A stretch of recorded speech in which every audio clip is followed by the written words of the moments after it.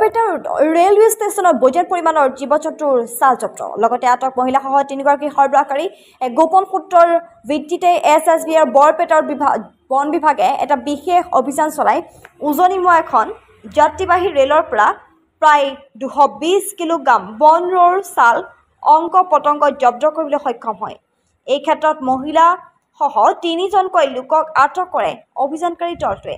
আটকাধীন লোক 3জনৰ পৰা 8খন ট্ৰলি বেগ ভৰ্তি বন ৰৰ চাল আৰু অংগ পতংগ জব্দ কৰিবলৈ সক্ষম হয়। SSB আৰু বৰপেটা উত্তৰ বন বিভাগে আটকাধীন লোক 3জনৰ বহিৰাজ্য তথা দক্ষিণ ভাৰতৰ বুলি সন্দেহ প্ৰকাশ কৰিছে একাংশই। ঘটনাস্থলীত বন বিভাগৰ উচ্চপদস্থ বিষয়া উপস্থিত হৈ পৰিস্থিতি বুজৰ উপৰি ঘটনা সন্দৰ্ভত অধিক তদন্ত অব্যাহত ৰাখিছে।